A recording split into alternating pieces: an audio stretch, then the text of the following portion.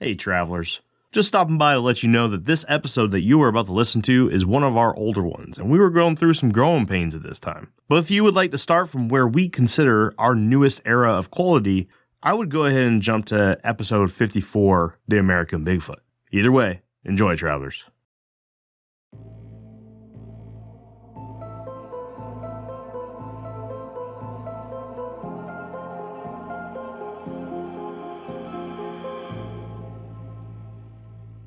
Well, welcome back to Infinite Rabbit Hole, everybody. Today, we've got a couple firsts here. I got CJ, my new co-host, with me today. CJ, how you doing, man?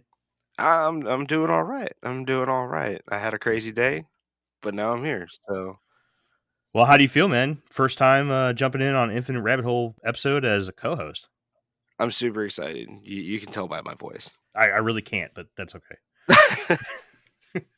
All right, so moving on. We have a special guest on the podcast today.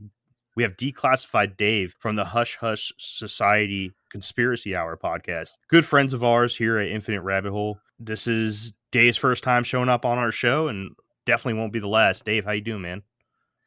Good. I'm doing well. This is actually my first time ever on anybody else's show other than ours, so Sweet. It's pretty cool. Right on, man. Well, I'm happy to be your first, dude. Really. Oh yeah, that's the only reason I accepted the job. I heard Hush Hush was coming on. I was like, yeah. Dave, I know we had Mike on earlier in our first season, and we talked about interdimensional beings and extraterrestrials. We're going to go down a little bit of a different path today with you. We're going to be talking about an urban legend that's kind of not local to anything, but kind of worldwide. You ready for that? Definitely ready for that. So Mike did a good job at explaining like the past of the Hush Hush Society. What's your angle there for the Hush Hush Society? It was something that Mike and I actually talked about like maybe a year and a half ago, and he was doing Quiet on the Set, and we talked about it. He got busy with that. Nothing happened, and then right around I think April, right after kind of COVID came into full swing, we had a conversation, and Frankie is actually his younger brother. We were all just talking, and it's just like, hey, let's actually start this. So we started making artwork and formulating a name. The actual name that we had originally was, I think, Declassified Dave and Mystery Mike's Hush Hush Society Conspiracy Hour. Oof. Featuring Slick Frank Sanders. And there was supposed to be like almost like a Muppets style, the Mollywop Band. It was really supposed to be something that was just out there. And then we kind of toned that down, and the Mollywop Band never became anything. So it's pretty funny. I think you guys did the right path, man. Oh, absolutely. Yeah. Okay, 100%. Your titles should fit on one page.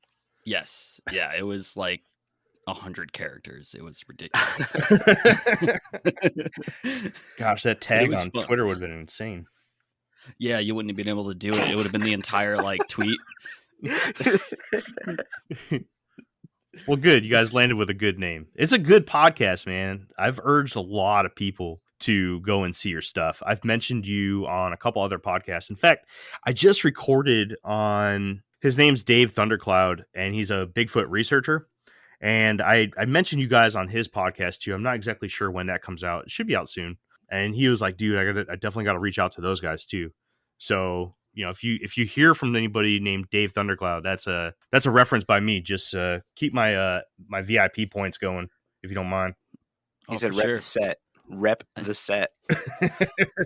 We rep you guys all the time. Like, we definitely want to do some type of collaboration in the near future where we can have everybody on here, you know, and like just we've been talking, so it's we could make that a whole event, get the cryptotechnical guys on here too, just have like just like 10 12 people in the chat. Oh, it'd just be mass chaos. It'd be awesome. We could call it like the Royal Rumble. Yeah. we would make like podcast history if we kept that under control. We can't. If we were able There's no way. No way. Yeah, no, we can't do it. He actually stopped to think. He was like, who knows? Nah. We'll talk about it. I think we could do it. Anyways, Hush Hush, Infinite Rabbit Hole, we work together. That's what we do. Dave, I'm really excited to have you on, man. Now we just need to get Slick Frank Sanders on, and we'll have the whole crew at some point. Frankie's attainable. We can get him on here, and he'd love to do it. He was a lot of fun on the declassified discussions that I do with other folks about UFO sightings and paranormal stuff. And you guys were talking about the triangle UFOs in Connecticut, right? Yeah. I mean, definitely check it out. It's a YouTube exclusive for us, but I don't want to get too into depth about it. But I've had an experience twice in Connecticut where I've seen the black triangle pretty close above my car. I had something similar in Florida too. We'll get together and talk about that one day. For now, I mean, you ready to get into some urban legend? Yes. Today on Infinite Rabbit Hole, we're going to be talking about one of the biggest, most broad-reaching urban legends in the history of the world. We're talking about the Black-Eyed Children today. Dave, when I reached out to you and we talked a little bit about doing the Black-Eyed Children, you said you had to do a little research. Is this your first time hearing about it? No, but it was my first time actually like sitting down and seeing what it was all about. CJ, how much of this do you know? I think the first time I heard about this was, oh man, it's got to be at least 5 or 6 years ago. I think I was on creepypasta. I think I was where I was at the first time I read a Black-Eyed Children story. But yeah, I mean, the stories are pretty consistent in their description of what they do with like mild variances. That's the creepiest thing about the Black-Eyed Children is that most of these stories are very consistent. We're going to go over a bunch of them. Dave, I know you got a ton of them today, which I'm happy about. Thank you, by the way. But most of these stories are very consistent. Deals with, the same amount of kids, same kind of situations. All of them extremely creepy and a situation that I don't ever want to find myself in. So what do you say, guys? Dive right in real quick? Yeah. I'll jump right into it. Cool. All right, so today we'll be talking about our first urban legend, that of course being the stories and the lore behind the Black-Eyed Children. The lore of the Black-Eyed Children is thought to have begun in 1996 in the state of Texas. On his paranormal mailing list, reporter Brian Bethel told 2 stories of his encounters with the terrifying Black-Eyed Children. His first encounter happened on January 16th, 1998 in Abilene, Texas, as he was in his parked car by the movie theater. As he was filling out a check for his utilities, since the drop box was next to the theater, he heard a soft tapping at his window. When Brian looked up, he noticed 2 young boys at his driver's side window. Immediately, Mr. Bethel held a sudden fear run over him. Before Brian was able to say anything, the older boy began asking for a lift to their house so that they can get money to see a movie. Brian said that the boys repeatedly said things like, "Come on, mister, just let us in, and we're just young boys." Brian had to physically stop his own hand from unlocking the car after one of the children instructed him to do so. After looking up at the boys, he noticed that both children had deep jet black eyes with no color whatsoever. Immediately after making eye contact, the older boy began screaming and attempting to force the car door open and slamming into the window. The younger boy remained silent.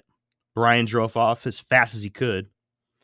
Now, many people have regarded his stories as simply the oldest forms of what is now referred to, what CJ was talking about, creepypastas.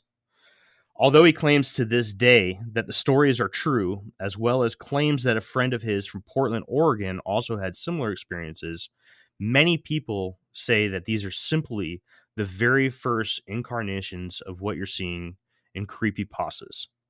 So what do you guys think? Creepypasta or urban legend?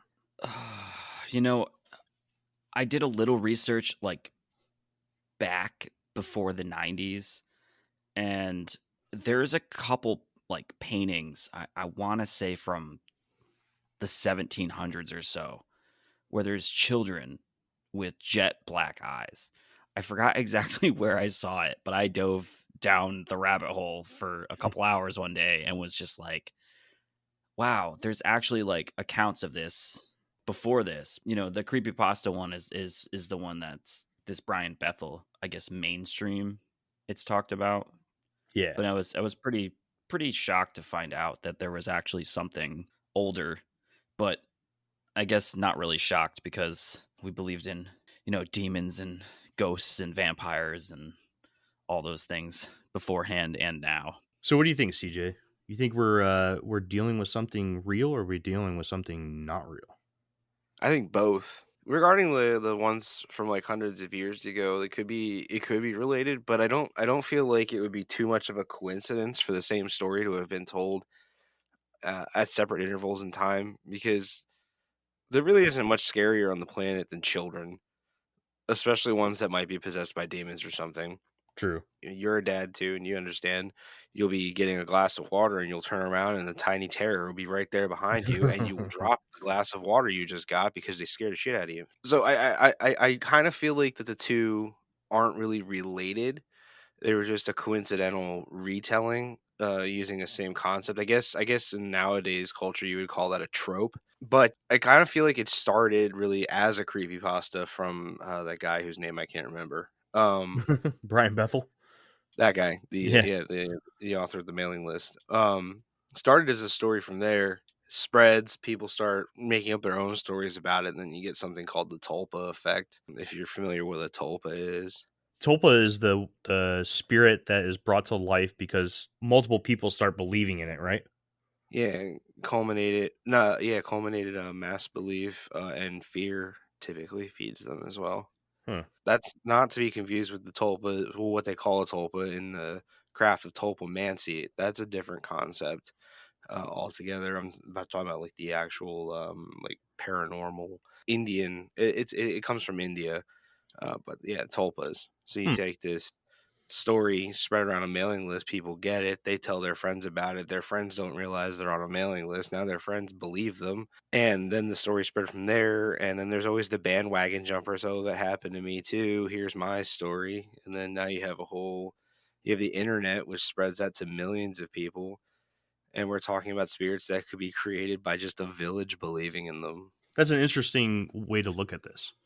So now that we kind of dived into the initial story of the Black-Eyed Children, how they kind of came onto the scene, let's talk a little bit about the characteristics of the urban legend itself. So the legend of the Black-Eyed Children revolves around 2 or 3 children showing up at night and requesting entry into your house, car, or any other structure that you may be in. These children are usually dressed in clothing that is torn and dirty, sometimes from a generation or multiple generations prior. Old clothing, I guess you can say. Most stories claim to have one boy and one girl, although multiple stories have also had both female and both male, or 2 female, 1 male, and vice versa. Ages usually ranging from 6 to 16. One child is usually older than the other, giving the victim the idea that these are siblings. It starts with a gentle knock on a door, window, or such, usually at unfavorable hours of the night. I know a lot of the stories that I've personally read, these children show up at what's known as the witching hour, or the 3 a.m. to 4 a.m. hour. But many stories will differ, but usually don't start before 11 p.m.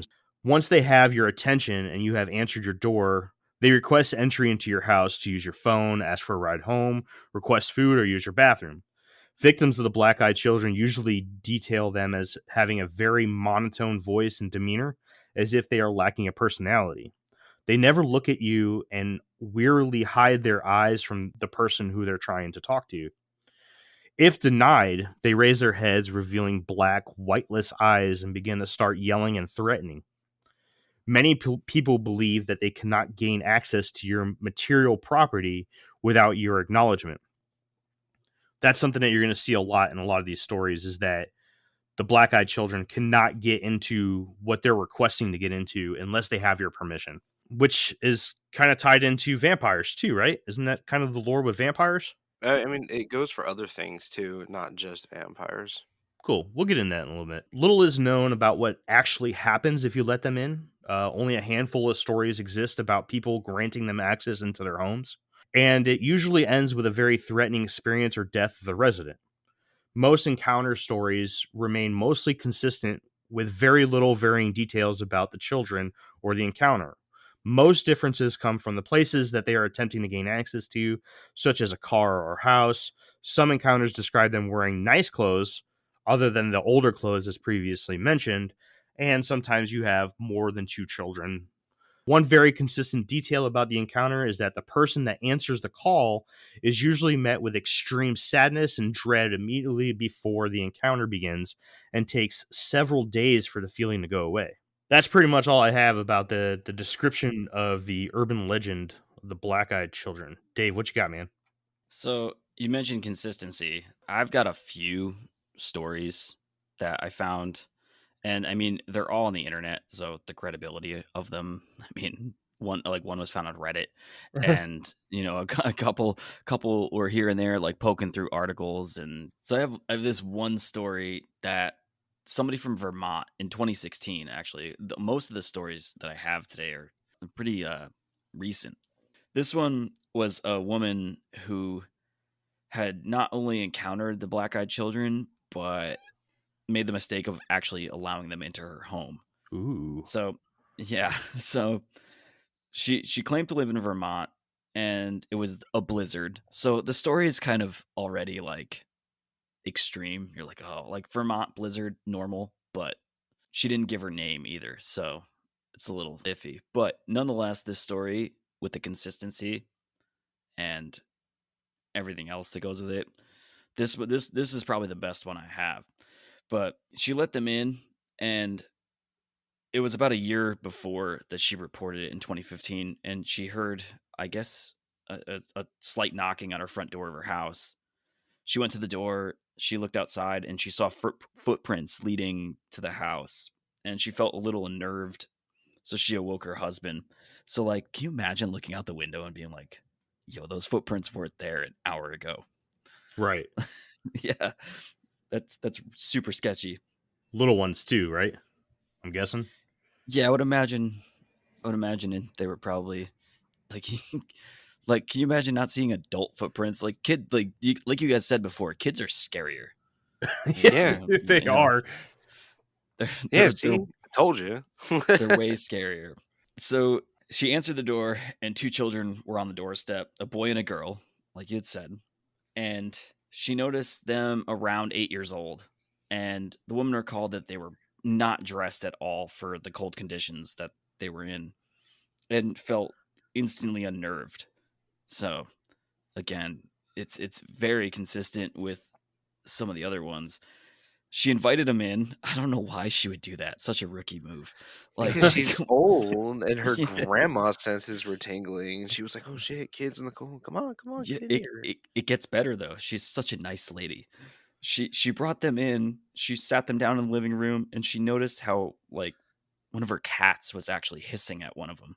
And she offered them to make them hot cocoa, which, great detail. What a nice lady she is, to warm them up. And their reply was, quote, "Our parents will be here soon," end quote. Ooh. That's super weird. So yeah. I would have been like, "Uh-huh." Then how Yeah. were you lost? Like, So she went in the kitchen, got her hot cocoa, came back, and they looked up at her when she gave them the mugs and noticed that their eyes were jet black balls. And she stared at them in horror and I guess froze up for a second. So when you mentioned that they might ask to go to the bathroom, they asked to go to the bathroom, which is super strange. And a couple minutes later, after they went to the bathroom, her husband's nose actually started bleeding. And then the power went out. So, like, this story just gets, like, creepier and creepier. And when she went to go get her husband a tissue, she noticed both of the children standing at the end of the hall. I guess I would imagine, like, The Shining. That's exactly what popped in my head. Yeah.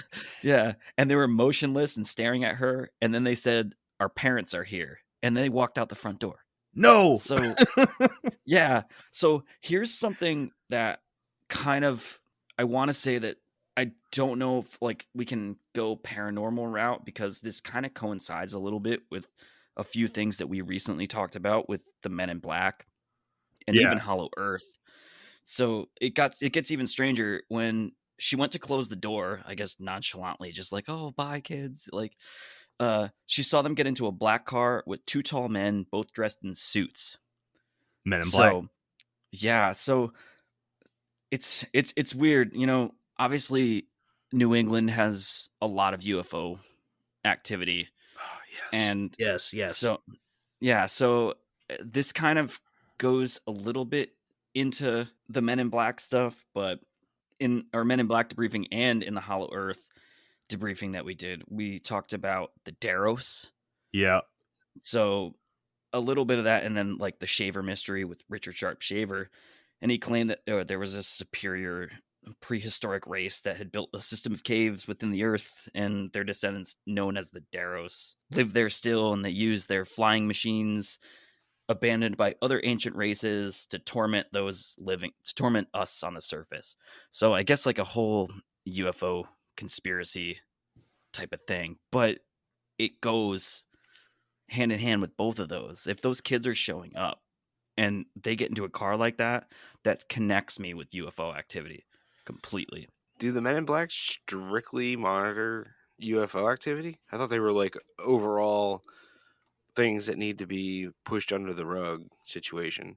From what we got out of it, it was everything that we found that had to do with it came within somebody who had experienced some type of UFO activity, except for one that was just really strange. It was actually like a YouTube video. Me and Mike were explaining it, and we both kind of connected on it. We're like, oh, we remember that video where it was some girl talking to two guys, and it could have totally be fake, but it was a girl talking to two guys, and then I guess she pulled a gun on them, and then she put the gun down and then just left with them.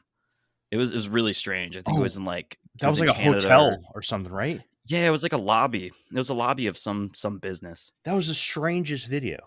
There's tons of theories as to what these things can be, right? Obviously, we look at this and we say this is an urban legend, but let's go down the rabbit hole real quick. Let's talk about if a being such as these black-eyed children exist, what can they be? And we'll start off with a lot of people believe that these could be alien beings. And I like how that ties into the Men in Black. So let's talk about something real quick. Has either of you guys heard of something called screen memories? Oh, that sounds familiar. I have not. I would like to be enlightened. Okay, so I'm not going to get too far into it because, spoiler alert, we actually have an episode on the list to be done at some point about screen memories. So I'm just going to dive into it real quick here. Screen memories are when the gray aliens, instead of you seeing a gray alien, you're seeing something different, such as an owl. That's the screen memory that was used in that movie with Mila Djokovic, the what's it called? About the Alaskan UFO abduction cases. It's the fourth kind, I believe it's called. Oh man, that's old. I haven't seen that in forever. I have no idea what you're talking about. Yes, the fourth kind. Have you seen that movie? Yeah. Okay, so you know how they kept tying in the lore of the white owl, the snow owl, in with how this could be what's visually seen as these people are being abducted by aliens? That is a screen memory. So could these little children be a screen memory projecting children in place of actual gray aliens coming to your front door? Why would they use awful bottomless pit black eyes though? They have awful bottomless pit black eyes. Maybe it's something that they can't hide. But if it's a screen memory, then you would either need something telepathic or technological to create that, right? So either way, it would be visualized or a conceptualized art before it would be implanted. They would need a design team or something like that. Well, okay, so they say that the gray aliens, which are known as the Zeta Reticulans. Look at that! I tied another one of their episodes in there. Another debriefing in there. Bang! Another one for them. The Zeta Reticulans, or Zeta Reticulans, I don't know how you want to pronounce it, are supposed to be like these all-knowing, powerful beings with extremely good psychic abilities. Who knows? I mean, part of the theory is that they can project something in front of you without you even knowing. This whole screen memory kind of revolves around the Zeta Reticulans. I mean, maybe they have the ability to do it.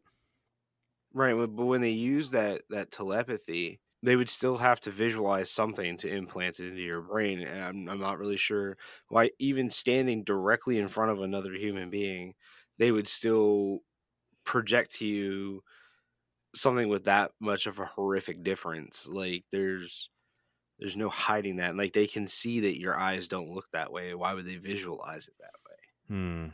I don't know, man. Maybe it's a flaw. Maybe it's a flaw that they can't, and it's not something I believe. We're just going down a rabbit hole here. We're going in the woo world, but maybe it's a flaw. Maybe they can't cover it. I don't know. Yeah, I have a couple books. I don't know if you ever heard of Whitley Schreiber.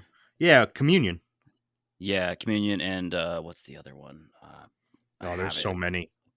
Yeah, Communion's the one that I have right behind me on the bookshelf, but I have a few other ones in a box. And, the way that he describes all his stuff in his books is, I mean, the gray alien stuff kind of, I'm at the point now where it's like, if these beings are real, then they can most definitely telepathically communicate with people, because we talked about it a little bit on the when we talked about the Zeta Reticuli incident with Betty and Barney Hill, how they were abducted by a team of guys that were super short, that were wearing black caps. And sorry, my dog is crying at himself. You're good, man.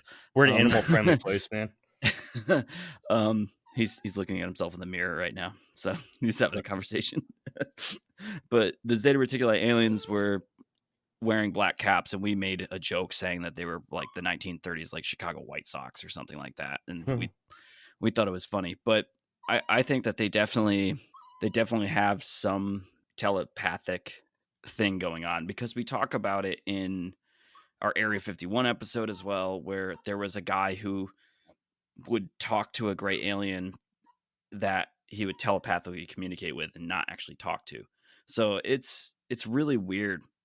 And if these things are showing up, but the only thing that doesn't connect it is, why would they show up as little kids? And then most UFO things show up like with owls, with gray aliens. I feel like they would be like super smart, and even without that, like, just basic observation of the planet as a whole, not just humans but other animals as well, says that the creatures on this planet have a thing for babies and juveniles. Like, Yeah. as grown adults, like, if you see a child in distress, even if you're not a parent, your instinct to help them kind of kicks in. So maybe they were trying to work that angle. It's funny you say that, because I have another story of a lady that, unfortunately unnamed. I wish these people would come out, but this is some wild stuff, so I understand why. But it also came out in a tabloid newspaper as well. But the actual guy that did the investigating, I guess he's written a few books, but it's not like that out of the ordinary. But it's funny you say that, a kid in distress. So in September of 2014, the Daily Star tabloid ran front page stories about a black-eyed girl who was terrorizing an area of Cannock Chase in Staffordshire, England. I don't know if you guys heard about this one. No. This actually gets really interesting. So Cannock Chase is an area of the countryside. It's about 20 miles north of Birmingham. And this guy, Lee Brickley, the author and paranormal investigator, he examined this case, and he claimed that this woman heard a scream, and she thought was a child in distress. So she ran around in search of the child. And if you looked at this Cannock Chase place, it's just a forest with hiking trails. Yeah, I'm looking at it now. Yeah, it almost looks like just south of the Grand Canyon, with like Ponderosa Pines. It almost looks, it's really eerie. I'm seeing a lot of lore. There's a lot of lore to this place. Go ahead. I'm sorry. Yeah, there's definitely a lot of lore. I mean, the area that it's in has a major. I kind of looked it up. Has kind of the UFO presence is definitely deep in that area. So that kind of ties that, everything that I've looked up kind of has. I've looked up UFO sightings with it to see if there was like a connotation with it, if it was something that was connected. Yeah. But she heard this child, and she didn't see anyone while she's running around, and then she noticed that a girl dressed in white was standing behind her, and it really sounds like The Ring, man. Imagine running around through the woods, and then boom, some chick draped in white. I mean, that's literally The Ring. I'm already seeing differences in this story. Yeah, a little different. And then she stated that the young girl had her hands over her eyes, and she quoted saying, as she was waiting for like a birthday cake, like a surprise. and was completely silent. And the woman had her young daughter with her, also unnamed, unfortunately.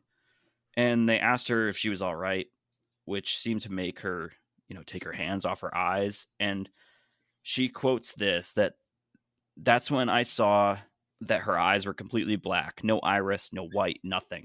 I jumped back, grabbed my daughter, and when I looked again, the child was gone. It was super strange. So that's really weird. And Brickley also has another account where he says his aunt saw this same being 30 years earlier in 1982, but he doesn't give her name. So, I mean, the credibility of it is a little iffy, but in 2015, a year later or so, somebody was flying a drone over the fields of Cannock Chase, and you can actually see in the background. I'll give you the link for it because you can look it up. You look up Cannock Chase drone footage on Google or YouTube, you'll find it. And you actually see like someone standing there in white, black hair. It's really blurry because it's the drone footage moving quickly, but it matches the descriptions of the alleged black-eyed girl. So it's really weird looking it up. That is so. Little side note here: I am doing what I do and doing research while we're recording because I'm terrible like that. But Cannock Chase is insane. Let's just talk about the weird first, right? There's stories of elves and fairies, werewolves, black cats, and these Cannock Chase murders, where 3 young schoolgirls that occurred in Staffordshire, England during the 1960s, and apparently their spirits roam there too. I wonder if that's tied into it. It's gotta be. It's gotta be. But yeah, some really strange stuff going on there. So there's some differences there, right? So this girl wasn't trying to gain access into anything. She was just stalking them, correct? Yeah, this was more, grudgish or Ring style. Like or Blair Witch, I guess. Like you're just walking through the woods and all of a sudden somebody's there. I guess the only way I can describe it, because there's another account where I see like somebody saying that they're wearing white, and actually there's a little bit more to it. Have you guys ever heard of the show Rescue Mediums, that like reality TV show with that lady? No. Okay, so there's a lady called Christine Hamlet, and she's a Canadian paranormal reality television host, and she claims that, full-blown medium, she can connect with the dead. So she claims that her gift with the other side, that she knows that the girl is a spirit of a girl who died of diphtheria. I believe I said that right. And during the Victorian era. And a little bit about that is that the symptoms can cause like noises blocking the airway that create a barking cough, as like kind of like croup, which really, like, did that inspire the writing of The Grudge? Because in the beginning of that movie, like the popping sounds the thing made with its throat, black eyes, like full, like almost full black eyes. So it's kind of, that's a little interesting that she says that. But she says that other people that suffer from the disease can have paralysis of the eyes, which makes them appear dark. But that's not fully black eyes, but still really weird that comes up. We're talking about Victorian era, and if you're talking about somebody wearing like white cloak or undergarment or something like that of that era, and that's it's really weird. All I can think of in this account is The Ring. This is definitely an outlier when it comes to a normal black-eyed child story. A lot of differences in this one. So is this one a true black-eyed child story? I don't know. This could be something completely different. There are some very strange coincidences here, such as the old clothing, the girl with the black eyes, but there's just too many differences with it. You know what I mean? With the black-eyed children overall, you only have a few differences over the who, what, where, when, and why situation. Like, you typically see them like 3 different things. They're either like aliens that are involved with Men in Black, or they're demons. They're either doing one of 2 things: knocking on your door or panhandling.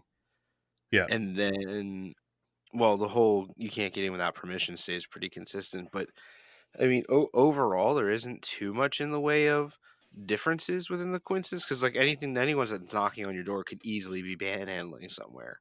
True. The only thing is like, the aliens that are working with the Men in Black. That's sort of the same thing. They just added a +1 to it, so it's not really like a third option. It's more like 1.5.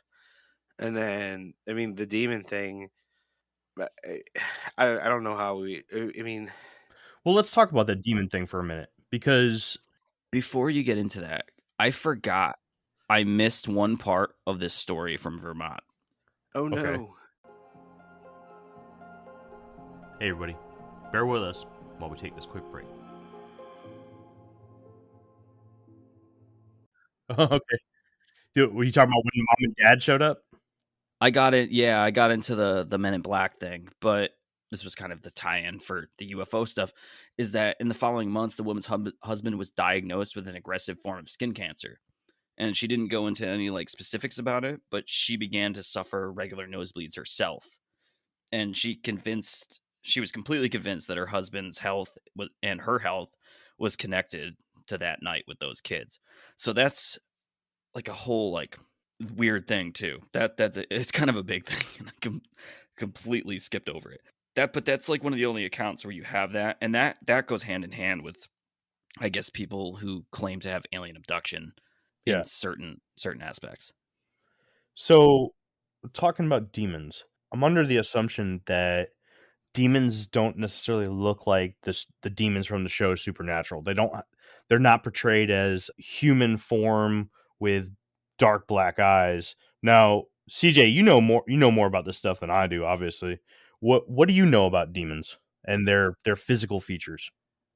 Well, the original word demon comes from a Greek word daemon, which just means spirit.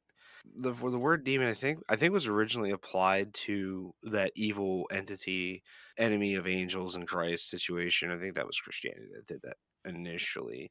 But I mean, almost all religious faiths and cultures across the world all have some sort of demon story to them. We have that traditional Christian demon, which is kind of what you see in the show Supernatural, which with the way their eyes and stuff are, I wouldn't be shocked if that show pulled that from the Black Eyed Children story. Right. Supernatural loves to pull stuff all over the place. So, um, but like, I mean, demon wise, it wouldn't be super far fetched, especially like with like the monotone thing and the whole can't come in your house without permission thing. Because like we said earlier, like that applies to vampires, but it also applies to witches and demons. Um, to an extent, and then some people will reach as far as to say like ghosts and even angels themselves can't enter without permission. So like with them being a demon, maybe but I like the alien thing more because I have an easier time believing in aliens, having seen 2 UFOs myself, and I don't really think I've ever seen a demon, or if you count my father-in-law. We don't. Oh man, I'm not even gonna get started in answering people. But no, in all seriousness, I like the alien theory more, but like demons in themselves as a concept is, in some cultures they're good, some cultures they're bad. There used to be a demon, I forget its name. They used to invoke this demon to attend like while a woman was in labor, because that demon would protect the baby from another demon. Some demons are like friendly and like will help you out and give you things. Others are nasty and they cut deals and steal your soul. Hmm. You know, that I mean, even the Christian demon doesn't always line up. Some people think that Lilith within the Christian faith was the mother of all demons, and then other people say she was the mother of Nephilim or whatever. And in other things, they were fallen angels, and then in other things, they were just beings that Lucifer created. So the whole concept of the word demon is super vague and super broad if you really think about it. So is it far fetched to say that the Black Eyed Children could be a demon? No, but yes at the same time, if you know what I mean. Yeah. I feel like it's too convenient. It's like one of those things where an urban legend is playing on pop culture.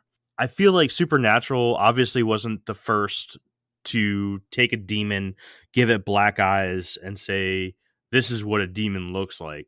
I I don't have an example, but I wish I did. It just doesn't seem like it's the first case in which that happened.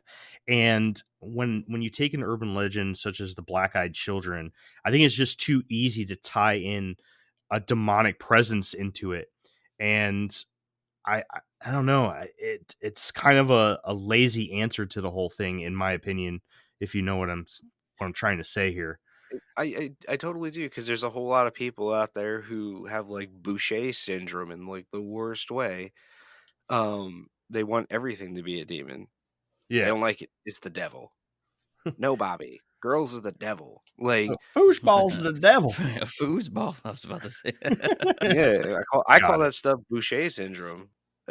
Yeah, it is. It's a lazy answer, sure. So, what do you think, Dave?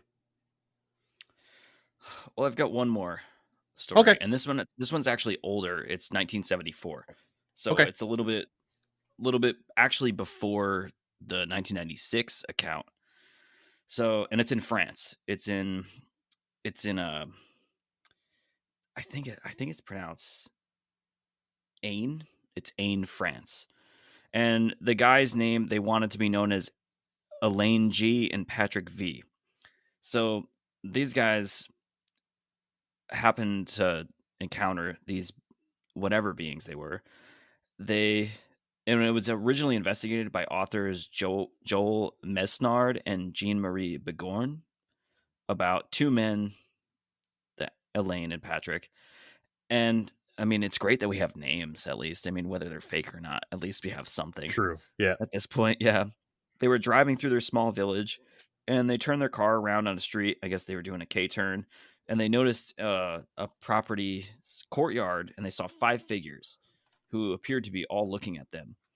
And the figures were around, I guess they said, around 4 feet tall, and were all dressed in the same long garments. So it's a little weird. And their hair was down to their waists, and it had solid black eyes.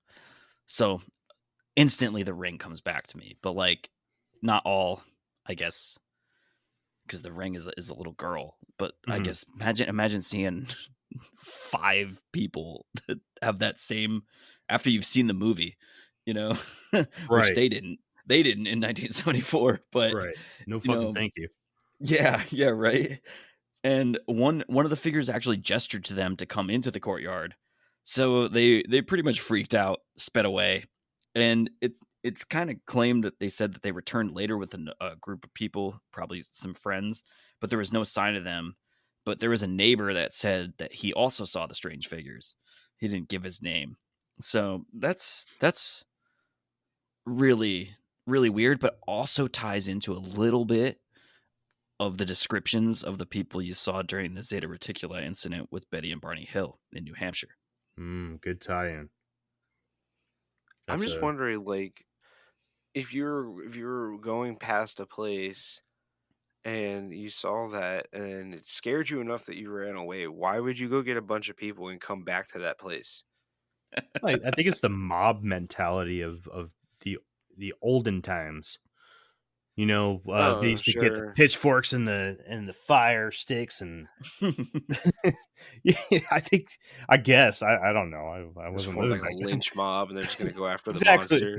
Exactly. Yeah, let's kill him. So there's another urban legend out there about older black-eyed humanoids. Guess what they're called? Anybody want to take a wild guess? I don't want to be wrong. Black-eyed humanoids. Black-eyed people. Close. You didn't have to reach too far for that. So there is another legend of black-eyed humans that riddle the nights of those looking for a good urban legend.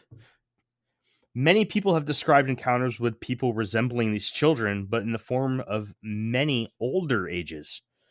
Some describe running into them in public bathrooms, gas stations, supermarkets, public transits, and even on the side of the road. Now, I don't have any particular stories pulled up, but I want to say Dave, the last two stories that you gave us, I think they tie more into possibly being these black-eyed people than having the black-eyed children. Because the black-eyed children are very, very adamant at getting into something that you're in, and the black-eyed people are much more menacing and much more public with their displays. They often will sit there and stare at you. They'll scream at you at the top of their lungs, um, and they'll have all the other same characteristics as black-eyed children, just older. And a lot of times the clothing are more modern than older. But black-eyed humans, or black-eyed people, I'm sorry, could definitely be the answer to some of these other stories here. Which kind of brings me back to like the Deros. If you're living underground, if you're fully subterranean, you don't have an interior sun, like we said in the Hollow Earth episode. True. Then wouldn't you have full black? More iris to let in light. So Don't they that have would. the bioluminescent plants in the Hollow Earth theory? It's like a light source type situation. Oh, we didn't get into that. Damn it. Yeah, CJ's a dude. Yeah.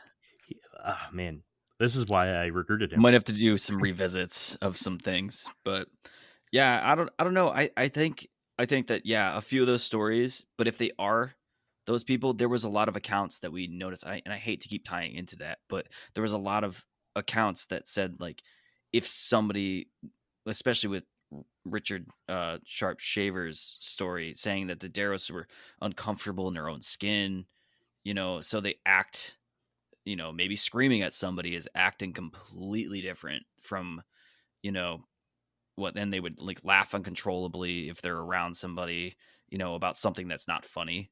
So you never know, like the two, and they could be completely two different things. I mean, the black-eyed children could be something completely extraterrestrial, and then the black-eyed humans or the people could be something that's subterranean and terrestrial. It's really, really weird stuff. The Deros is definitely a very intriguing connection to the black-eyed children and the black-eyed people.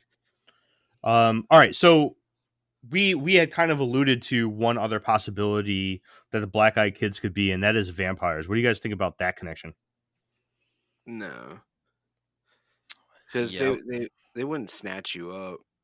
Well, I mean, let's I mean, think they about wouldn't it. leave you alone. They wouldn't leave you alone. Like if you were like, no, they would like wait outside. You're like, you got to come out eventually. They'll I know get you there. nothing about vampires, so I'm going to take your word for this, dude.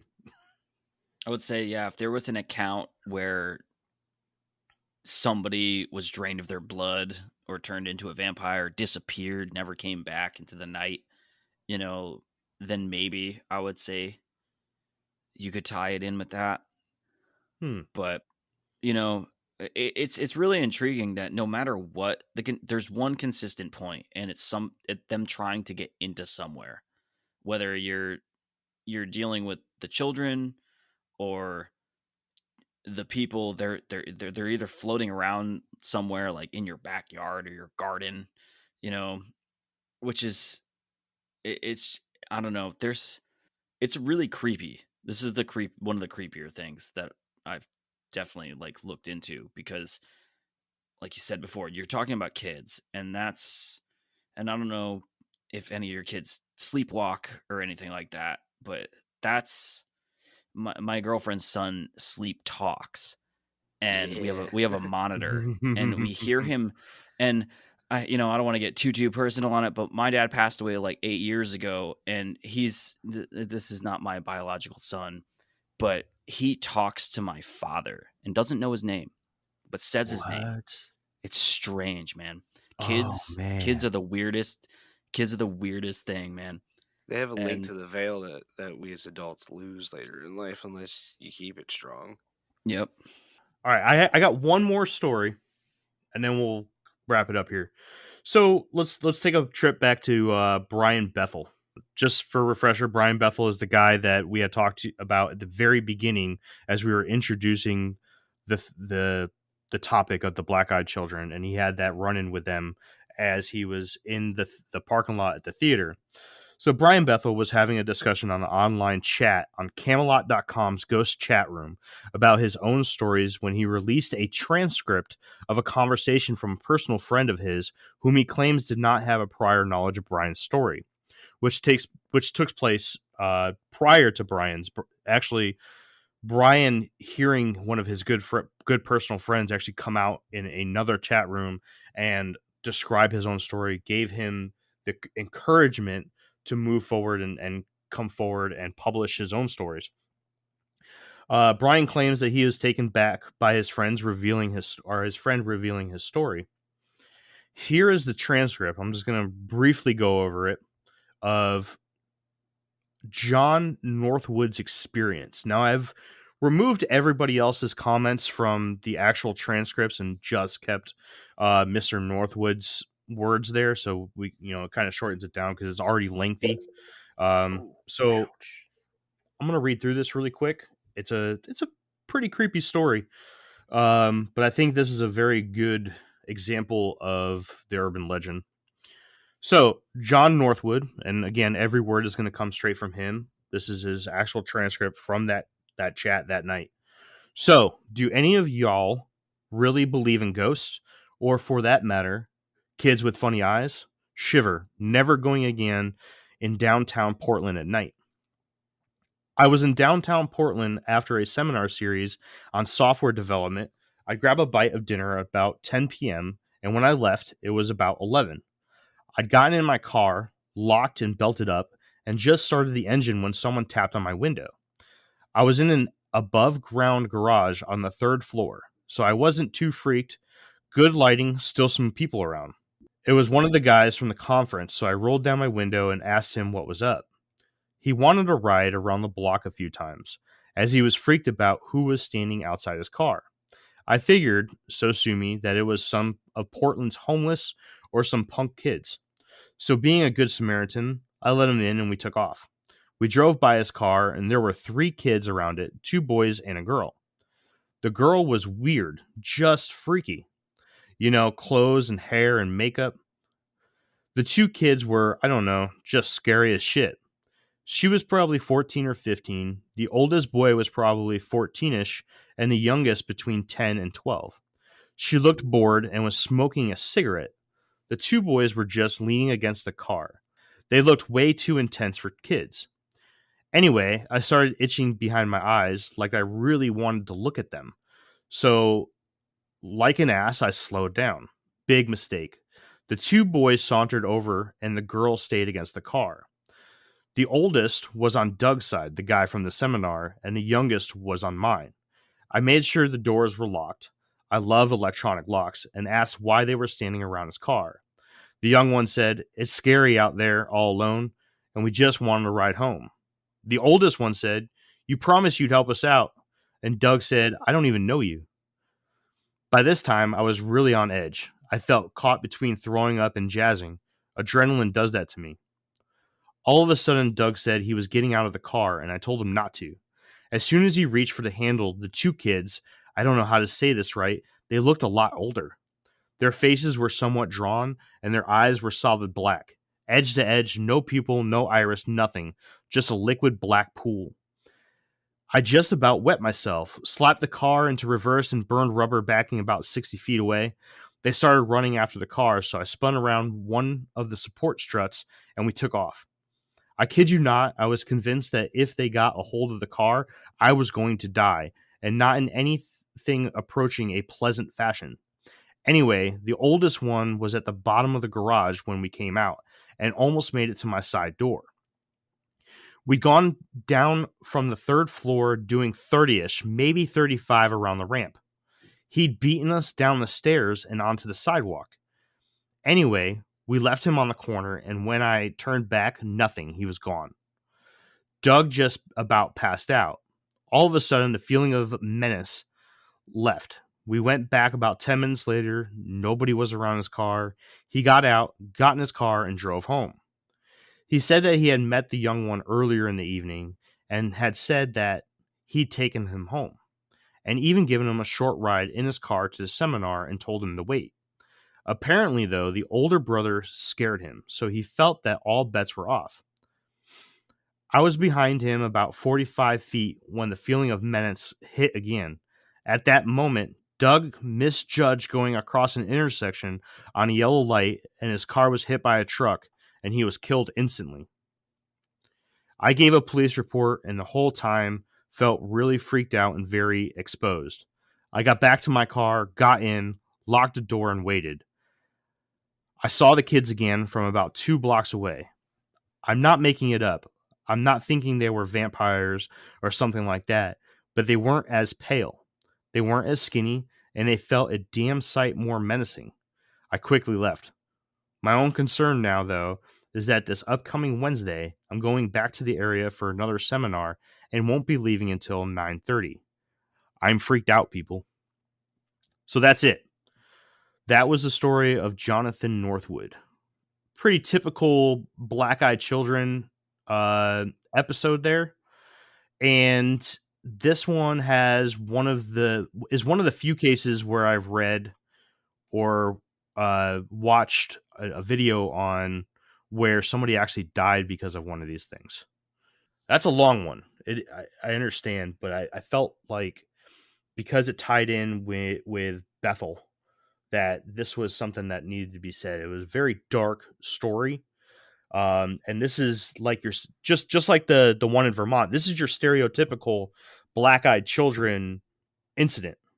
Now you can scour the internet; it's all over the place.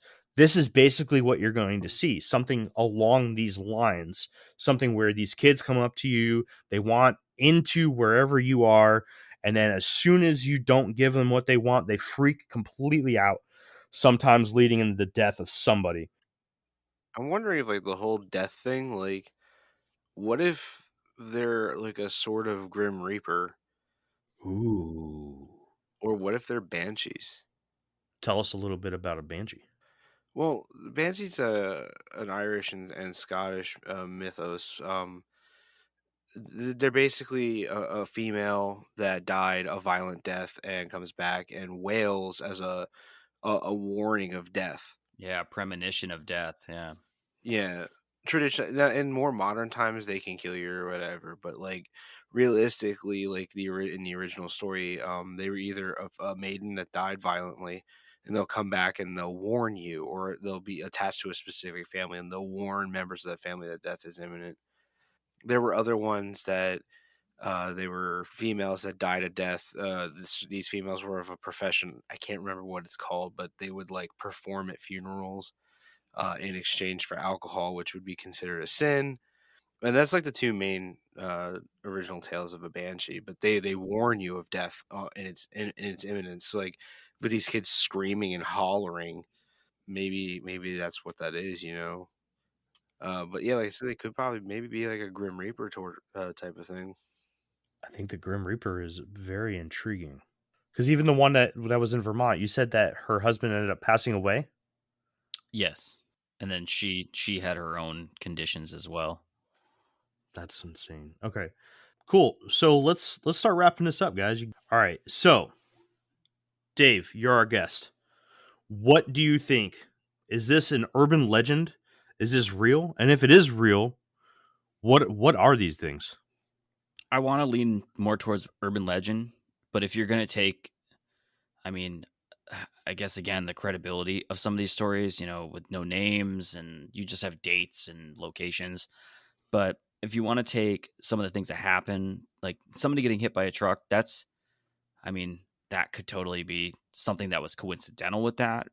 But the folks in Vermont, the nosebleeds, you know, I mean, that's a reaction in a whole different sense. Like that they were still physically there in their house, and then later on, there was ramifications to those people. So I mean, I'm no scientist, so I'm not, you know, that I'm not saying they got like radiation poisoning or there was some weird thing about whatever those kids or entities were that, you know, caused that. But I mean, I want to say more urban legend than the only way I can say it's something that's other than urban legend would be something extraterrestrial. Okay. CJ, what do you think, I'm actually I'm with our guest here on that one. But I had a couple of ideas about it, but I like the extraterrestrials. I mean, Occam's razor, the easiest answer is usually. I mean, sorry, the simplest answer is usually the right one. So you could say demon. All right, that's fine. But I like the idea of them being an alien, just the way things line up, and the effects of human psychic powers on other humans who don't use psychic powers or are used to being around them. Like there are effects that too, such as nosebleeds and things. So the alien thing makes more sense to me. So there's a lot of stories where the Men in Black are tied into the Black-Eyed Children. Dave, do you think that Zeta Reticulans and the Deros are the one and the same, or are they separate beings? I mean, you never know. See, here's the only difference is that if you're gonna take a lot of, I guess, the claims that the Men in Black might be maybe be the Deros, then they're tall, lanky, pale, and they wear sunglasses and suits. So maybe they're covering up eyes that coincide with this, but there are different races of gray alien. So who knows what could be going on if that's in Zeta Reticuli? I mean, there's a lot of rumors and claims that the actual gray aliens that we think of are just like drones or android bodies that Yeah. are just kind of like worker ants, So then there's the other species of gray alien that are, I guess, thought of as a lot taller, and those are the ones I think you'd probably consider Zeta Reticulans. So possibly, I mean, there's a lot of accounts that we found when we were talking about a bunch of different episodes that we did that kind of tie into that with the UFOs. Is a lot of these accounts is that UFOs come from under the water or from underground. I've always had this theory that if you're seeing ghosts, or not even ghosts, just something that's really strange out of the ordinary, it's probably something, it might just be coincidental, or it's something that manifesting itself to not scare the crap out of you. It's a little sidebar, but I have a really, really close friend that has had a really interesting encounter where he saw something on his friend's roof across the street, lost like 3-4 hours of time. But on top of seeing that, there were 2 deer standing right in front of his door. Boom. That's fucking screen memories. Yeah. So, yeah. And along with like the owl. And he's done a lot of music stuff. So he's been on tour, but he's had these reoccurring dreams ever since where he has this hand, huge hand just holding on his head. And he'll tell me about that stuff. And it's still I mean, this probably happened in 2009. So it's really, really strange stuff. And it even kind of goes hand in hand maybe with, I mean, deer have, I'm not sure the term, but like deer have fully black eyes, essentially, other than like, I'm sure there's just a small portion that's not, but they can see at night way better than we can. And then owls the same.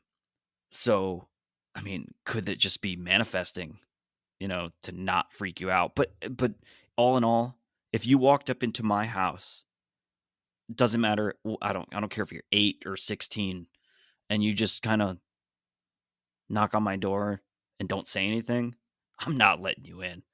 That's that's crazy. CJ, what are you Bro, doing, man?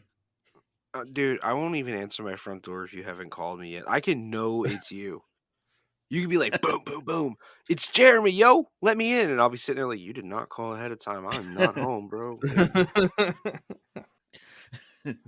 I won't even come. I won't even come to the door. I'll turn my TV volume down and shit. Like, So I was totally coming into this episodes thinking that these were extraterrestrials, and I still do, but the Deros is something that really intrigues me. Listening to your 2 episodes there on the Hush Hush Society about Hollow Earth and Men in Black. The Deros is something that's really intrigued me, was not on my radar at all. Honestly, I had never even heard of them before you had mentioned it on your show. Very intriguing stuff. I'm going to go extraterrestrial as well. I think that makes the most sense, but I'm going to go ahead and lean towards, I think that this is more of an urban legend. I don't think that this is real. I think that this is creepypasta. Some extremely weird crap. If somebody actually goes through one of these experiences where children are knocking on their door and asking to get in and just freaking the fuck out with pitch black eyes if you deny them access, I'm praying for you, man. I really am, because that sucks. So if you see like kids looking through your windows and stuff, try to get your attention, just like fuck off and close the doors. Like, they'll Just shut the Yeah. shades. Aggressively shut the shades. just angrily do it. Yeah. I think for now on, even if one of my kids' friends come knocks on the door and be like, "Let me see your eyes first." That's Yeah, you little monster. You little monster. All right, so we're going to basically wrap it up there. So, Dave, why don't you go ahead and give us a little bit of insight on this declassified discussions that you started on YouTube?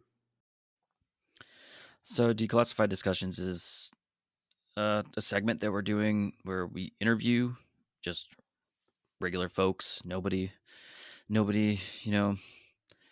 out of the ordinary about their UFO encounters or paranormal experiences or anything that's just weird that happens to them. And it's been pretty good so far. So, if you have anything of a weird encounter and want to talk to one of us about it, it's either myself or Mike or Frank. And you can hit us up at hushhushsociety@planetmail.com, or, shoot us a message on any social media. One of us will answer you. For some reason, if anybody has trouble getting in touch with Dave, just let me know. I'll get you in touch with him. Me and Dave talk almost daily, actually. Yeah, dude, I have to say the declassified discussions are actually really neat, man. If you want like a quick shot, of something, and you don't want to take up a lot of time, but you want to fit in some really cool stories from real life people, take a listen to the declassified discussion. I think your longest episode is what, 12 minutes? Yeah, I think it's about 12 minutes. We wanted it to be around 10 to 15. Nothing crazy. Short listens. Yeah, man. Like, you can easily sit down, like if you're taking a ride to Walmart or whatever, you can easily get one of these episodes done while you're driving over there, and it's entertaining, man. You get to hear some people's real life stories about some of the strange stuff that happened in their lives. I think you're what, 4 episodes in now? 3 in. We've got about 4 or 5 other people in line. It's just, figuring out the schedules and getting people going. But, there's definitely some more, but we'll welcome anyone. Right on. So let's talk about the Hush Hush Society. Recently on your last episode, I believe, correct me if I'm wrong, but on Hollow Earth, you guys said that you guys were doing your live episode, your season finale this season, about the Denver airport. Yes.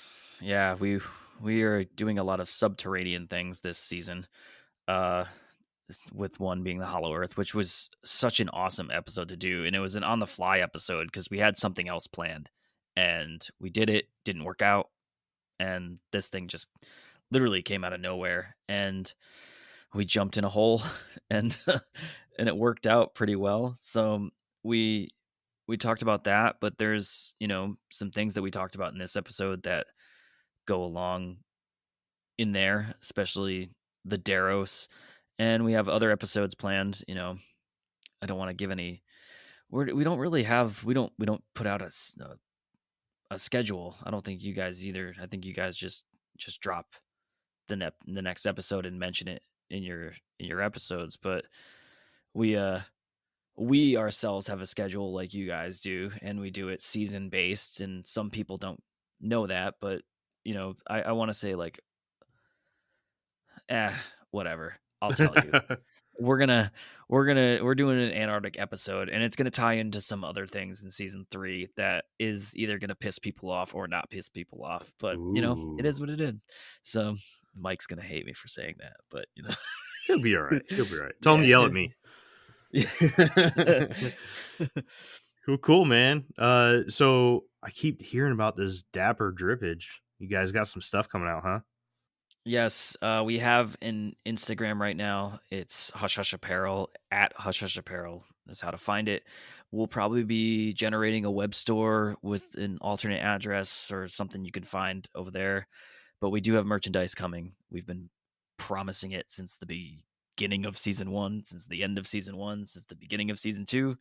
And it's taken some time to make the designs, and some of them are amazing. Some of them are tasteful to us and not to you, but I hope you buy them when you see them, because we really think they're funny, and some of them we really think are really awesome. So yeah, be on the lookout really soon. I would say probably within the next month or so we'll have something up.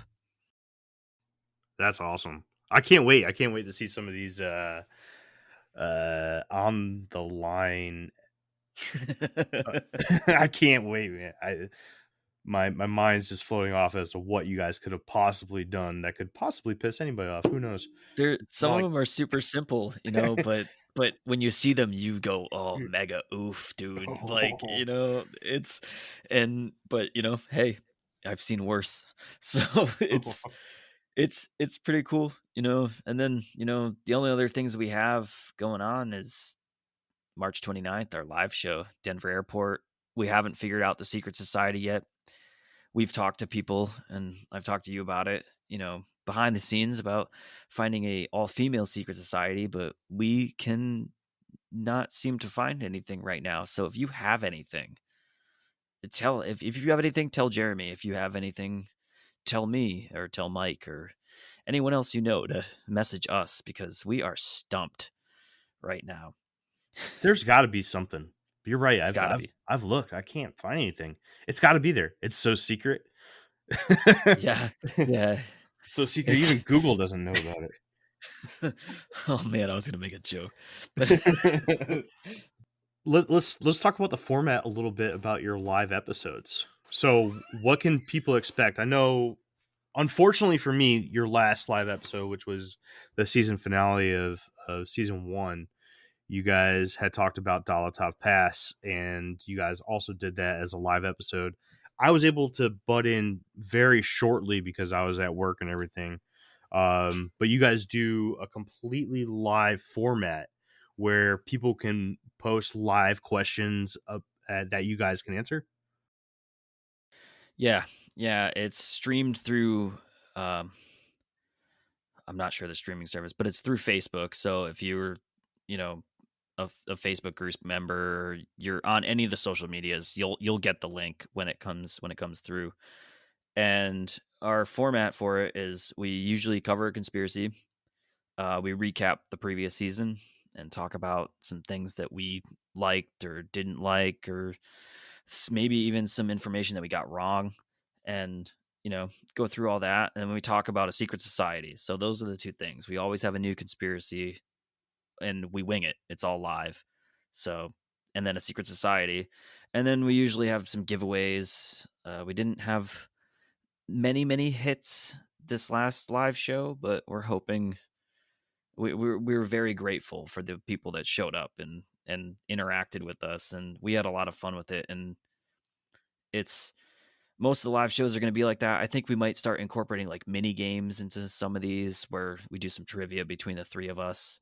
And maybe trivia without. Yeah, we've talked about some other things, but it's changing as we go, and I think the next live show will be better than the first, and the first one was I think, a success. I think we did pretty good with it. So we're ready for the next one. I'm stoked for it. Denver Airport's a deep one, I guess you could say. That's a wild one. There's a lot there.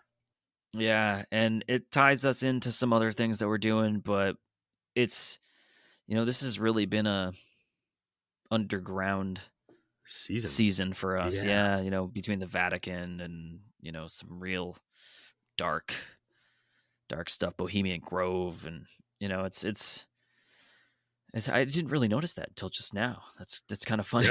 Yeah. Yeah. That's Well, the way we plan. I thought that's what you guys were doing, honestly. No, it just kind of floated that way. We have a very good idea of what we're doing, and it changes and stuff happens, but it's this one just worked out that way. I think naturally. So the next one's a little all over the place, but it's good stuff. It's stuff that we didn't hit in the first two, and I am really excited. Maybe we'll start releasing a schedule so people can see, but I like the allure of having people come in and listen to what's next. And the only way is by liking us on all our social medias or listening to us, which we hope you do. Thanks again for coming on. As you guys have started noticing this trend that between Infinite Rabbit Hole and the Hush Hush Society, it's a thing, okay? Dave may or may not be coming back on for another episode this season. Who knows? Maybe there might be a hint. It's declassified. Wink, wink. It's it's classified information, and it's a mystery that might slick. Become declassified later. Yeah. All right, but cool, man. If they want to get in touch with you, they want to listen to you, let's hear all that. So if you want to talk to us, first and foremost, if you want to hear our sweet sensual voices, you can hear us on Spotify, Apple Podcasts, Google Podcasts, iHeartRadio, YouTube, which has exclusive Declassified Discussions episodes. You can also listen to our Cryptid Chronicles episodes, which is everywhere, and we actually had Jeremy on our first one, which debuted on Christmas as a little present to all our hushlings about the Jersey Devil. If you want to actually talk to us, we have a Discord, which only two of us are really on all the time, so you can talk to us on there. We also have Facebook, Instagram, Twitter, and our email at hushhushsociety@planetmail.com. All right, well, that pretty much does it for the Black Eyed Children. Dave, thanks for coming on today, man. I really do appreciate it. I appreciate you guys having me. It was awesome. CJ. Yo. Thanks, man. I'm really excited about having you come on, man. You really fill in a lot of the holes. I appreciate that. I feel like some of my ideas are a little wonky and like off the beaten path for what everybody else is talking about, but sure. Yeah. And that's literally why I wanted you. We need that. Infinite Rabbit Hole, we kind of pride ourselves on having different viewpoints on a lot of different things, and I think you fill that hole very, very well. Jake will be missed, but I think that you're going to do just fine. And you're going to bring a whole new aspect to the show, and I think you proved that today for sure. But that's it, guys.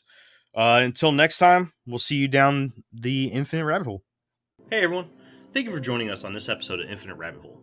If you'd like to reach out to us, you can do so at infiniterabbithole@gmail.com.